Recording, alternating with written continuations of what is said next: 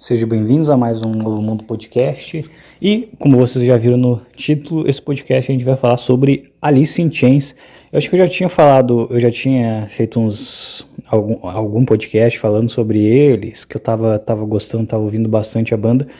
Só que agora vai ser um pouco diferente, porque eu resolvi realmente ler a biografia dos caras e simplesmente vou falar sobre, porque é algo que tem me envolvido bastante nesse ano. E é engraçado como me interessei tanto por essa banda nesse ano, porque eu lembro que sei lá, até março ou abril, eu não lembro. Eu lembro que ano passado eu estava escutando muito mais Depeche Mode e umas músicas dos anos 80 mais dançantes. E eu tava, sei lá, eu tinha me afastado completamente de... Aliás, não tinha me afastado, mas eu tava tentando me afastar de músicas mais pesadas. Então eu tava, sei lá, tentando ouvir coisas mais leves. E eu tava num momento de vida mais leve também. Era um ano onde eu tinha conquistado muitas coisas, tipo, eu estava conquistando muitas coisas, tipo, as coisas estavam dando muito certo pra mim. Foi um ano que eu tinha começado a morar sozinho, então, e tinha dado certo. Tava passando por vários problemas, não problema, puta de um problema, mas assim, vários desafios, né? De morar sozinho, ter que fazer escolhas difíceis e passar por tudo isso. E eu lembro que nessa época, teve uma época que eu escutei muito Kino também, que é uma banda soviética, né? Eu tava escutando, tava aficionado nessa banda. Eu fiquei escutando ela por bastante tempo. Eu já tava escutando ela em 2023 e continuei escutando em 2024. Inclusive, num período que eu tava numa outra cidade, era só o que eu ouvia. E depois disso, quando eu vim para essa cidade que eu tô agora, eu comecei como o período de turbulência ele começou a passar, e eu comecei a viver um período bom. Eu comecei a escutar umas músicas mais dançantes, tipo Depeche Mode, compilação de música dos anos 80, e eu fiquei nessa por uns meses. E Depeche Mode era outra banda que eu também conhecia poucas músicas. Eu até conheci os caras de vista, mas eu não dava a mínima para o som deles. E eu lembro que eu já gostava deles por causa de uma música, que era Strange Love, que eu tinha conhecido ela anos atrás, quando que quando eu era mais novo eu não escutava álbuns inteiros, assim, eu pegava tipo, pós-punk compilação, e daí, ou então New Wave compilação. No pós-punk tinha Kino e um monte de banda. Eu não sei porque que o leste europeu ele é tão bom em fazer pós-punk, mas eles são. E quando eu coloquei New Wave já era uma coisa mais dançante, mais anos 80, e numa dessas eu tinha o Strange Love que tava tocando e aí eu gostei, foi uma das músicas que eu mais gostei, tipo, daquela compilação de várias músicas dos anos 80, e por isso daí eu comecei a escutar mais em looping, mas ficou por aquilo mesmo. Por algum motivo eu pensei, essa música é boa, mas a compilação que aquela música ela fazia parte era uma compilação meio tipo, muito, assim, não é que eram músicas ruins, mas eram muito alegrinhas, muito alegretes, e esse não faz muito meu estilo, sabe? Mas essa em específico, eu achei ela mais sombria e eu pensei, nossa, essa música é legal. Só que por algum motivo, por ele estar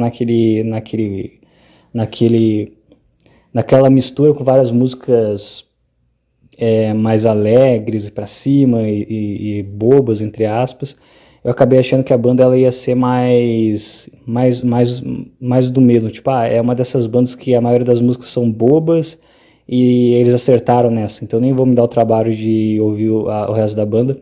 Eu só comecei a escutar quando eu já estava trabalhando aqui, e aí eu ouvia que, cara, a maioria das músicas deles eram boas, sabe, a maioria. E aí eu comecei a ouvir e fui pegando gosto pela banda e comecei a ouvir bastante, mas não me pegou, sabe, tipo, me pegou eu quis ouvir os caras, até pesquisei um pouco da história dos caras, e aí eu acho que é aí que pega o ponto também, cara, que me pegou no Alice in Chains, porque o Alice in Chains começou mais ou menos o mesmo processo, tipo, na verdade não, não adianta eu me adiantar. O que acontece? Ali, o Depeche Mode, eu fui lá, eu escutei os caras, eu entrei numa fase de escutar um pouco de rap também, bastante rap, fiquei escutando Collio, que é daquela música Gangs Paradise, né? Escutei o álbum inteiro dele, é um álbum muito bom. Eu achava que ia ser preconceito, eu achava que ia ser outro artista, que ia ser de uma música só, mas as outras músicas dele eram boas também, não era do mesmo nível da Gangster, porque ela não é meio que um cover de uma outra canção, mas mesmo assim ela era muito boa.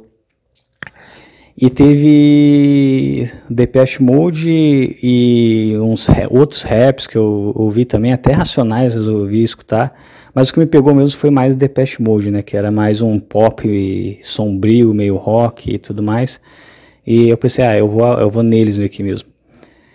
E fui lá, comecei a ouvir eles, fiquei curioso para ouvir a história dos caras, e eu tava nessa fase de, tipo, escutar a música e ver a biografia dos caras, e eu fazia isso, mas nada me pegava, sabe? Eram umas biografias assim, tipo, legal, cara, eles decidiram lá fazer a banda e tudo mais, e foi legal, aí eles foram fazendo as músicas, não tinha muita coisa nos bastidores, tipo, os caras resolveram fazer um som, e o som era legal, e até no Brasil também era mais ou menos isso, sabe? Tipo, até a história assim, por exemplo, dos Racionais e tudo mais, era massa e tudo mais, mas era meio que o cara, ele cresceu lá, ele viu um monte de coisa, um monte de dificuldade, e ele resolveu fazer, e é isso aí, tipo, não era algo muito elaborado. E beleza, né, fechou o ano, tinha conquistado muitas coisas, e beleza, né,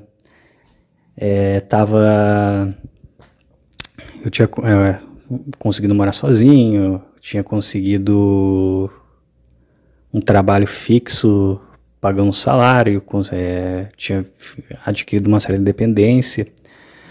Aliás, a independência como um todo, né? Por mais que não seja um salário bom, era o suficiente para eu ser independente.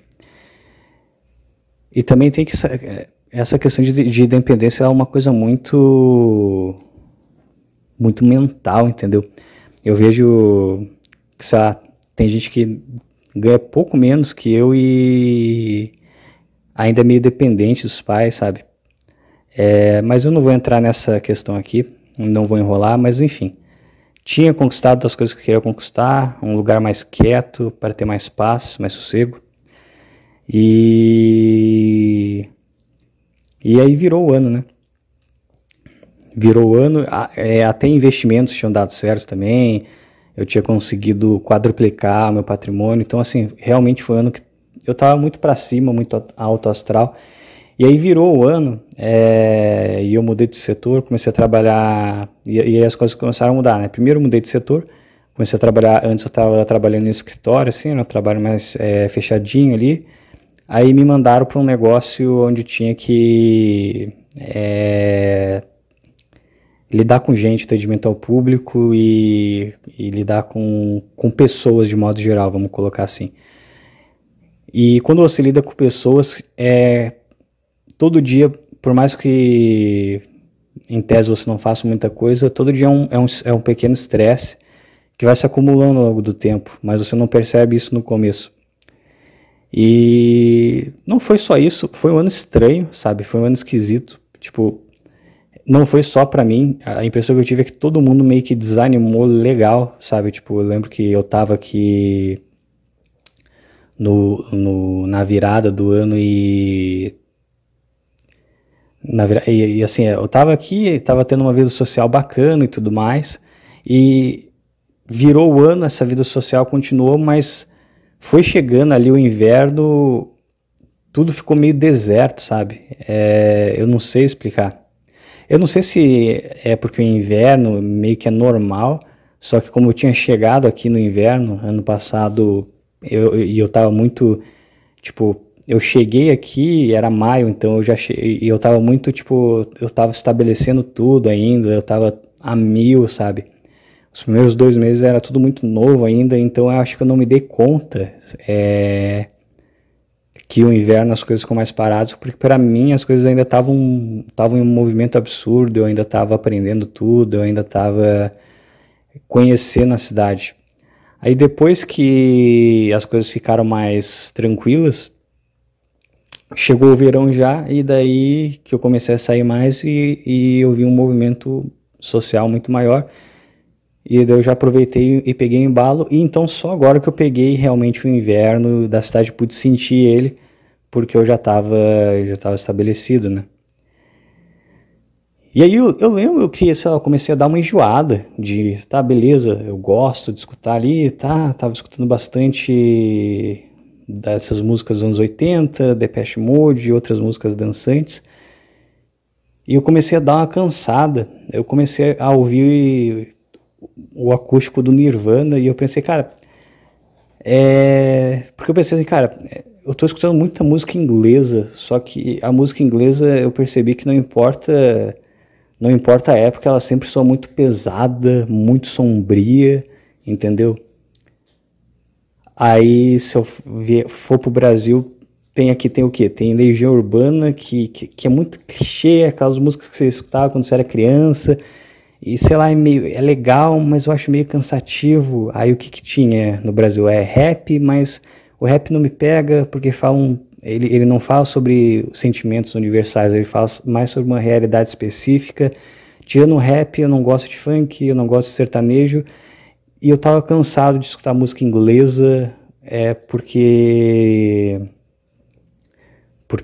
tipo, elas parecem que são dançantes, mas tem um negócio meio sombrio por trás delas, e você fica mal escutando só aquilo.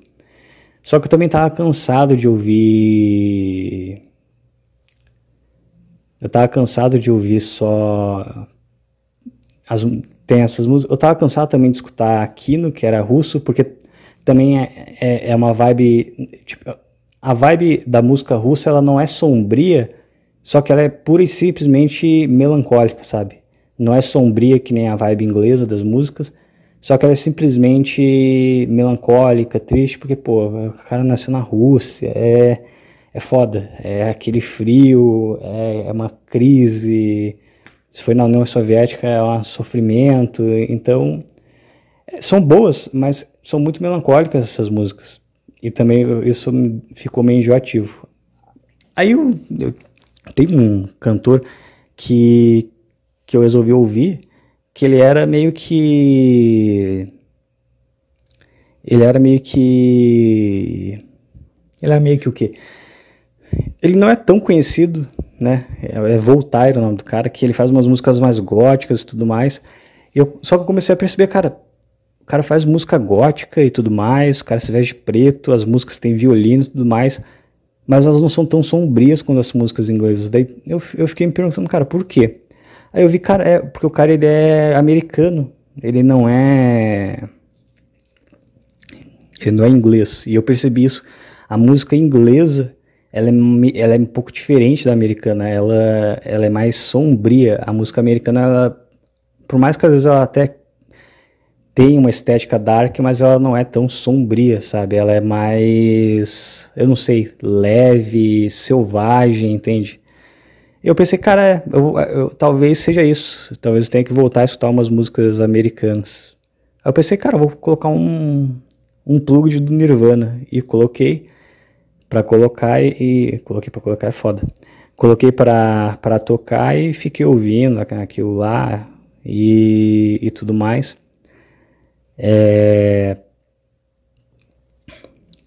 Inclusive eu lembro que eu lembro que eu coloquei pra ouvir quando uma garota veio aqui em casa pra pegar a porra de um negócio, de um casulo de borboleta, e eu entreguei pra ela, e ela simplesmente saiu e nunca mais voltou, e eu fiquei um tempo, sei lá, tendo meio que uma idealização romântica por ela, coisa assim. Enfim, tava meio emocionado nessa época, mas de qualquer forma, eu lembro que nesse dia eu tinha colocado o acústico do Nirvana pra tocar.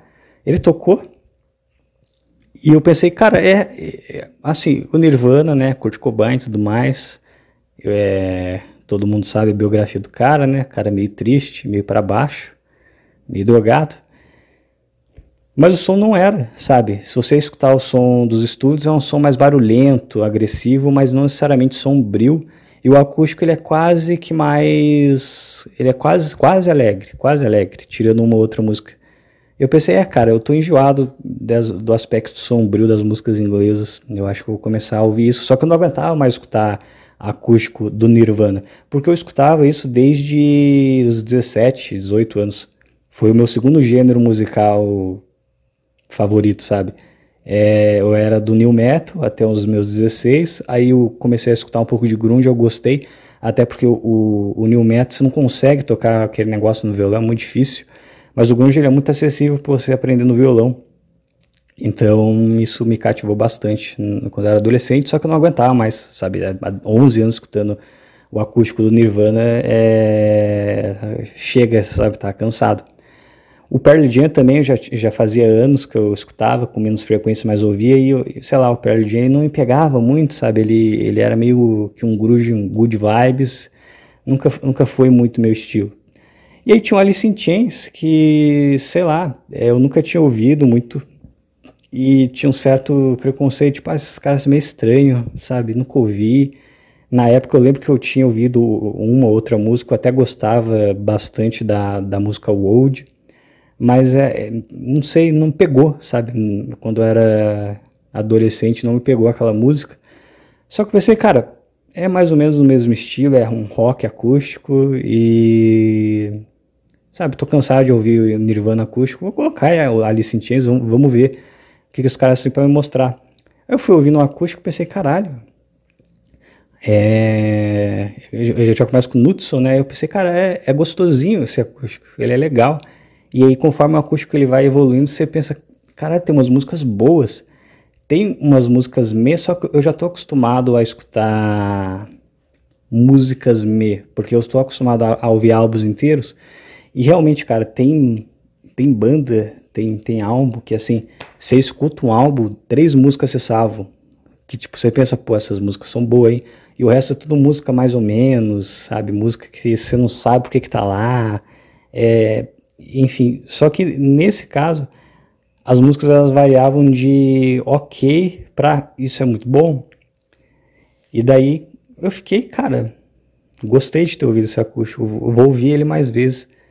E comecei a ouvir o acústico, aí começou a aparecer nos recomendados a história da banda, a história do vocalista. E eu lembro que eu vi um vídeo, Money in the Box, a história por trás de Money in the Box, alguma coisa assim. E aí eu cliquei pra ver, né, pô, tô escutando essa banda, né, vamos ver a história por trás da música, né. E aí o cara falou, e aí que eu fiquei sabendo a história do cara, eu pensei, caralho, eu tava ouvindo ali o acústico do cara, eu não sabia, não sabia que a história do cara era tão pesada assim, entende? E aí eu percebi, cara, o grunge ele é um negócio estranho, entendeu? Porque... diferente, por exemplo, de um Pink Floyd, de um Depeche Mode, sei lá, de um Oasis, que assim, os caras eles têm uma estética muito sombria, uma sonoridade muito sombria, mas se você ver a vida dos caras é uma coisa meio ok, sabe? Meio organizada. O grunge não, os caras eles vivem a parada até o fim, tipo, as músicas são sombrias, mas você vê que não é só estética, é a vida dos caras, sabe? Os caras têm a vida... os caras têm a vida daquele jeito mesmo, entende? E eu fiquei, caralho. E daí conforme eu fui sabendo da biografia, eu fui me interessando mais pela banda e ouvindo os outros álbuns e entrei nesse hiperfoco por essa banda que ainda tá, cara, tipo, eu não sei por quanto tempo tá, eu não sei qual que vai ser a próxima som que eu vou ficar aficionado, só que dessa vez tá durando bastante, cara, tipo... Kino durou alguns meses, Depeche Mode durou alguns meses, e essa, cara, se bem que não é desde o começo do ano, né, desde lá de março, abril mais ou menos, que começou que eu comecei a me aficionar mais por eles e me interessar pela história dos caras, porque, sabe, eu achei muito interessante essa... O ser humano é uma desgraça, né? O ser humano, ele gosta de tragédia, mas eu realmente... Eu acho que a mistura do som melancólico, sombrio, mais raivoso com a biografia dos caras meio que casou muito e sei lá, surgiu um impacto poderoso. E aí eu comprei um livro, né? Que é a Alice in Chains, a história não revelada, que basicamente conta a história da banda como um todo. E comecei a ler, né? Eu acho que nesse podcast eu já me estendi demais, foi uma introdução absurda. Mas, assim, eu ainda não terminei de ler o livro, mas o que eu posso falar é que é muito louco, muita coisa muito louca, na verdade. A cena grunge, como um todo, ela é uma coisa muito, sei lá, é muito diferente de todo o resto que eu já vi, entende? Porque os caras, eles são... Eu não sei explicar, tipo, era um lugar no meio do nada e de repente as coisas começam a acontecer lá, entende? E eu não sei até que ponto isso foi orgânico ou não. Eu realmente não sei. Mas tem até um documentário que eu vi, 1900, Hype, parece, que foi lançado em 96, que fala, né, justamente do nada, Seattle virou um berço de um monte de banda, entendeu? E de repente você tinha um monte de gente famosa no mesmo lugar.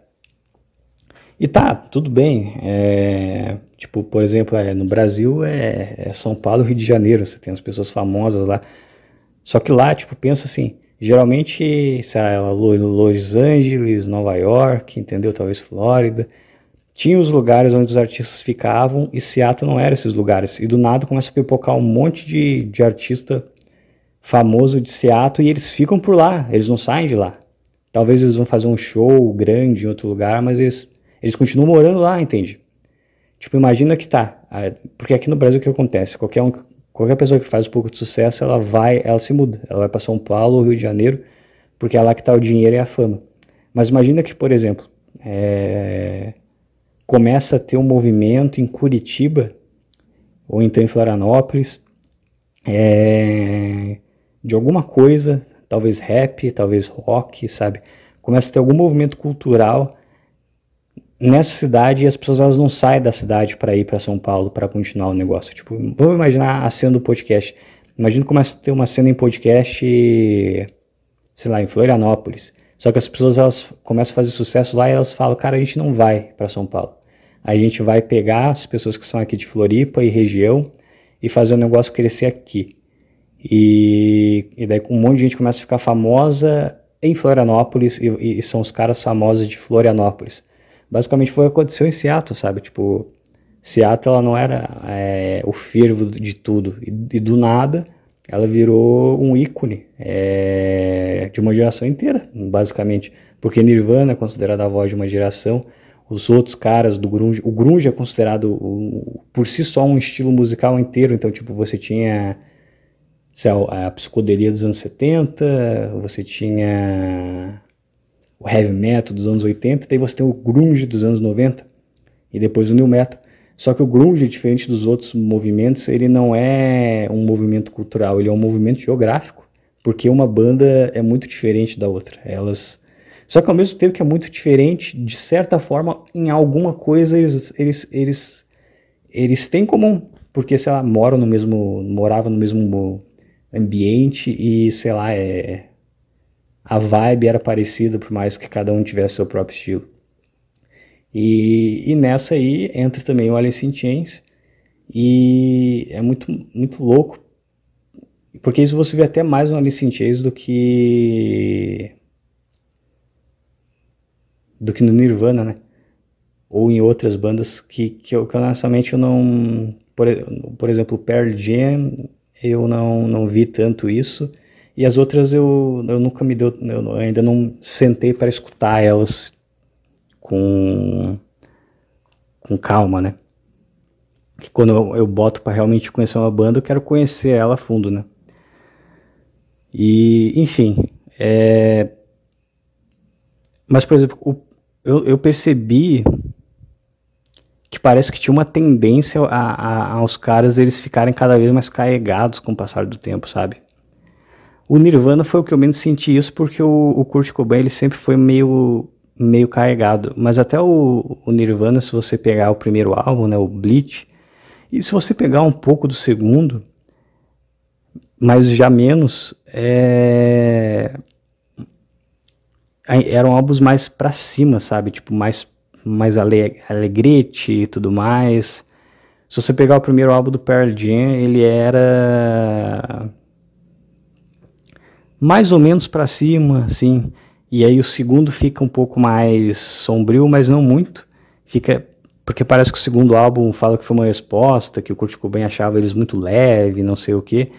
E aí o segundo álbum foi meio que um álbum resposta, só que por ser um álbum resposta, eu não sei, não pareceu tão autêntico, né? E daí você tem o Alice in Chains, que o primeiro álbum também, ele é sombrio, mas ele ainda tem umas músicas mais alegres, mais pra cima. E aí o segundo álbum, ele pesa o clima mesmo, porque começa o vício e coisa e tal. Só que é engraçado, porque se você escuta umas demos do Alice in Chains, por exemplo, de 89, você vê que era uma banda completamente... E era uma banda, né? Era uma banda glam, era uma banda completamente diferente e que, de fato, soava muito... sei lá, glam, high metal, eles falavam, que tipo um heavy metal meio alegre. E eu pensei, cara, então, os caras sabiam fazer umas músicas mais pra cima lá em Seattle, sabe? Não era só tristeza e depressão. Só que alguma chave virou nos anos 90, e não foi por causa do Nirvana não, cara, porque o Nirvana ele estourou em 91, e em 90, você escuta o primeiro álbum do Alice in Chains em 90, e já era um negócio pesado e sombrio. E eu tenho a impressão que eles queriam usar o Alice in Chains como frontman do movimento grunge. Só que por alguma coincidência ou destino, o Nirvana ele acabou pegando esse lugar. Só que antes do Nirvana pegar esse lugar, eu tenho a impressão que era pro Alice in Chains, sabe? Tipo, porque você pega assim, grunge, vem na cabeça primeiro o Nirvana e as outras bandas que orbitam o Nirvana, né? Pearl Jam, Alice in Chains, sei lá, Temple of Pilots, nunca sei pronunciar o nome dessa banda, Soundgarden, mas eu tenho a impressão que por muito pouco o Alice in Chains não foi a banda principal, sabe? Porque eles tinham muita coisa em comum, sabe? Física, o aspecto físico e tudo mais. E o Alice in Chains ele tinha até uma questão mais fácil de ser comercializável, porque enquanto o Nirvana ele fazia uma transição, tipo, ele meio que misturava o punk, ele tava pegando o punk e transformando em algo a mais. Só que o punk, ele meio que ele tava em baixa nessa época, né? E o Alice in Chains, não, ele pegou o heavy metal e tava transformando isso em algo a mais. Então, ele já tava vindo de um gênero que vinha sido comercial por alguns anos e transformando em algo além. Então era mais fácil comercializar. Mas por algum motivo o Nirvana estourou e ficou como primeiro lugar. E o Alice in Chains não ficou muito atrás, não. Mas eu falo isso porque assim, antes do Nirvana estourar, meio que o Alice in Chains era uma das bandas que estava liderando ali o movimento, o que era para ser o movimento grunge. E eu achei uma coisa muito interessante na biografia, que tem até um momento que, nos anos 90 ainda, pelo menos o que é alegado, né, pela mãe do Lane Staley, né, o vocalista do Alice in Chains, que ele já estava passando por uns problemas e ele queria dar uma parada na banda para tratar esses problemas psicológicos, né? E aí os caras, não, mas você não tá entendendo, ele é a cara da banda e ele precisa participar e tá sendo um momento único. Então meio que eles já estavam tipo, não, precisa é preciso, o tempo é agora, tem que fazer alguma coisa agora. Tipo, a impressão que dava é que eles precisavam já de uma banda para ser o rosto de um novo movimento que eles estavam querendo emplacar. E esse novo movimento, ele necessariamente tinha que ser uma coisa mais pesada e mais sombria. Tanto que se você pegar muitas demos de 89 do Alice in Chains, elas são muito para cima, sabe? Elas não são para baixo. Mas se você pega o primeiro álbum oficial, o Facelift, ele já fica meio dark, ele já fica um pouco mais sombrio, mas ainda tem alguns requisitos daquele heavy metal, de aproveitar a vida, de bebedeira. E daí você pega um álbum de 92, você já vê que ele é bem mais cru, mais pesado e sem, sei lá, sem muita, sei lá, sem muita aquela vibe de curtição, rock and roll, é mais uma vibe de caralho, eu tô viciado, caralho, que merda, sabe? É uma vibe mais sombria, mais pesada, só que não é aquele sombrio estético das músicas inglesas, é mais um sombrio cru e real, sabe? Não é necessariamente algo sombrio, é simplesmente algo mais visceral, mais raivoso mesmo, sabe? Não sombrio, mas raivoso, eu acho que é a palavra. Desesperado, talvez. E todas as bandas, elas seguem esse caminho. O Nirvana de 91, ele ainda é meio pop, sabe? Ele é meio um punk, meio pop. Em 93, ele realmente, qualquer resquício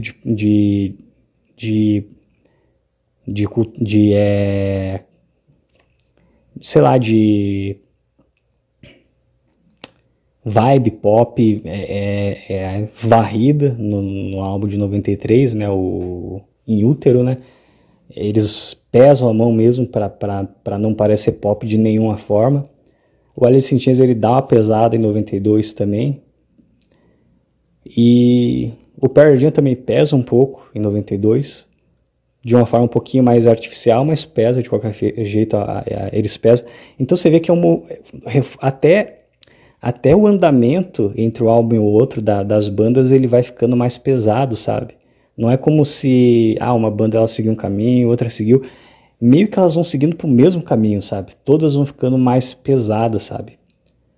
E eu não sei o que foi isso. Eu não sei se foi aquele lance de todas elas fazerem sucesso ao mesmo tempo e meio que ter que lidar com os mesmos problemas, que é tipo sucesso. Aí a droga do momento era a heroína, aí os caras começavam a usar e tipo, é uma das drogas mais viciantes e pesadas do mundo.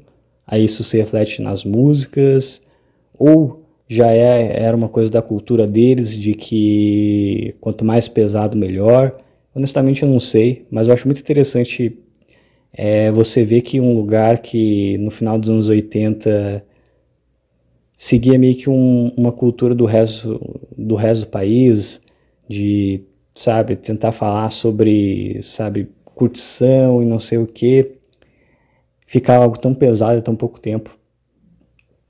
E eu vejo pela biografia que a própria vida dos caras ela foi ficando mais pesada conforme o tempo foi passando. Tipo, em 80, assim, quando eles estavam começando mesmo, naquela fase de banda de garagem, não sabia nem qual o nome da banda, tiveram uns problemas besta de adolescente. Aí depois começa a vir aquela fase onde a banda ela tá no começo, mas ela ainda não estourou. Daí é umas coisas tipo, nossa, a gente vai, pega um monte de mulher e bebe, curte, e aí um prega pegadinha no outro. Aí o sucesso acontece, começa a ter alguns problemas de fama e não sei o que. Aí do nada os caras começam a usar heroína e de repente a coisa ela começa a ficar cada vez mais sombria e mais sombria e mais sombria, e já não tem mais bebedeira, e já não tem mais pegadinha entre amigos. Só tem tipo, ok, nós precisamos fazer mais um álbum, e o vocalista ele mal consegue gravar sem ir no banheiro para injetar heroína. E você fica pensando, caralho, cara, é foda.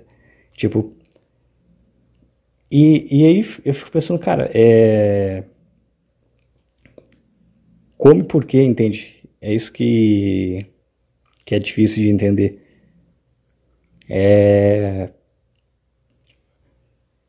Como e por que uma mesma região conseguiu juntar tanta gente foda e ao mesmo tempo tanta gente sequelada da cabeça? E eu não sei, fica essa pergunta no ar. Eu ia falar sobre a Alice in Chains, fiquei falando sobre o movimento grunge como um todo. E eu vou deixar para falar, então, quando terminar o livro, num próximo programa, então. Mas é isso e fui. Fica essa pergunta em aberto.